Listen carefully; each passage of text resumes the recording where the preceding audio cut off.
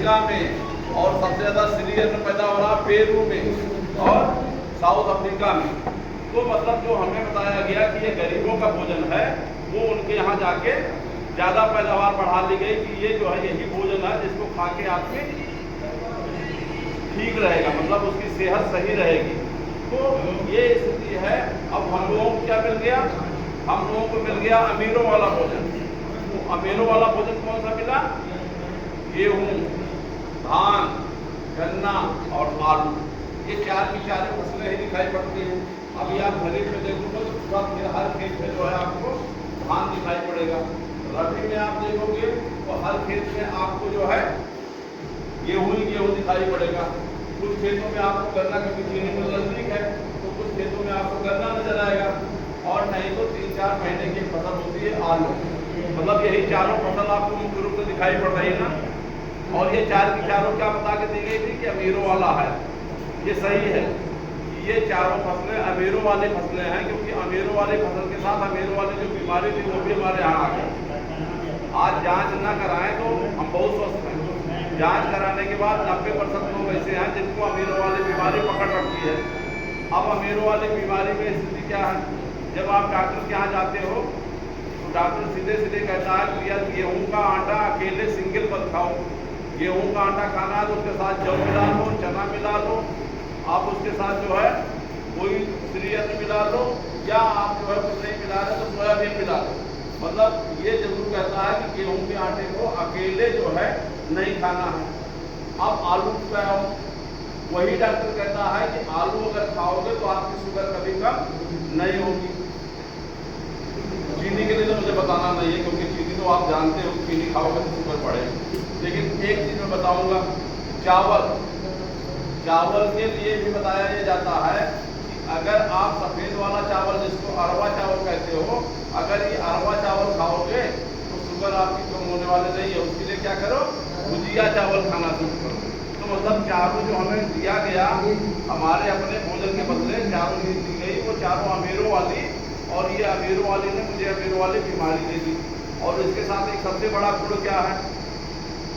जिस तरह जो है जिस देश से यह अनाज आया है, उस देश की स्थिति है वही इन अनाजों के साथ है। उस देश का भी कोई व्यक्ति शाम को बिना अमृत लिए जो है उसको नींद नहीं आती। वही स्थिति हमारे चारों फसलों की है। अगर आपको इनमें यूरिया, DAP, पोटास नहीं डालोगे, इसमें दवाएं नहीं डालोगे तो इसका उत्पादन नहीं मिलने वाला है। हमारे बुजुर्ग जो पैदा करते थे मक्का, ज्वार, बाजरा, सावा, कोदो, काकुन, मड़ुआ, अरहर, चना, मटर, मसूर, ये सारी फसलें आपको सिर्फ और सिर्फ गोबर के खाद के सहारे हम पैदा कर देते थे और सब लोग स्वस्थ रहते थे। डॉक्टर के यहाँ जाना नहीं था, वो एक खर्चा हमारा बचा रहता था। आज हमें फिर से वही जाना पड़ेगा, क्योंकि आप देखो अभी जब बीमार होते हो तो डॉक्टर क्या कहता है कि आपका खून कम है तो आप जो है जूस पियो। आप लोग बताओ जूस किस चीज़ का कहता है पीने के लिए? अनार का। देखिए डॉक्टर हमारा कहता है कि अनार का जूस पियो। आपके यहाँ कहीं एक पौधा अनार का लगा है? नहीं लगा है। अगर कहीं रिश्तेदारी में देखे भी होंगे तो आपको बताने क्या है, अनार का फल बिना सुराख के आपको दिखाई नहीं पड़ेगा। अगर ठेले पर ना देखो तो किसी भी पौधे में आपको बिना सुराख के यहाँ दिखाई नहीं पड़ेगा। उसका कारण है वो कीड़ों की बड़ी पसंद है। जहाँ से अनार आता है महाराष्ट्र से 17 बार दवाएं पड़ती हैं। 3 महीने में जिस फल में 17 बार दवाएं पड़ती हैं उनका आप जूस पियोगे तो आप बताओ जूस पी रहे हो या जहर पी रहे हो? जहर पी रहे हैं। उसी के साथ आप ये देख लो जो है फल के लिए डॉक्टर बताते हैं सेब खाओ। सेब खाओ। भैया सेब जो है 12 से 15 बार कम से कम दवाएं पड़ती हैं। फूल आने से लेके फल बनने तक 15 बार दवाएं सेब पे पड़ती हैं। उसको खा के हम कहाँ से अपनी सेहत सही कर पाएंगे? और तो छोड़िए इस समय जो है आपका जो आम की बाग पहले हुआ करती थी, हाँ। हमारे बूढ़े बुजुर्ग आम की बाग में दवा नहीं डालते थे। आज एक भी बाग ऐसे नहीं है जिसमें 4 से 5 बार दवा हम नहीं डाल रहे हैं। उसकी तो जो है फूल आने से पहले से दवा डालते हैं जिसमें फूल आवे, और उसके बाद से लेके इसको पकाने के लिए भी दवा डाल के पका रहे हैं। मतलब जो नेचुरली पक सकता है उसको भी अब दवा डाल के पका रहे हैं।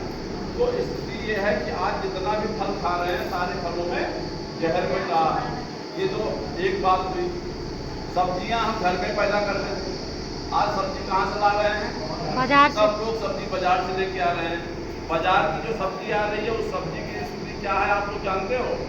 पहले आपके घर में जो सब्जी आती थी, मान लीजिए बैगन याद करो, पहले आती थी तो बुजुर्ग लोग जो आते थे, दादी जब काटते थे उसमें 1 किलो बैगन में कम से कम 1 पाव जो है बैगन कीड़े वाला अलग निकल जाता था। आज हम कोशिश करते हैं कि कीड़े वाला बैगन मिल जाए, तो वो बैगन मुझे मार्केट में नहीं मिलता। इसका मतलब है कि उसकी स्थिति ये है कि उस बैगन में कीड़ा भी नहीं रह सकता।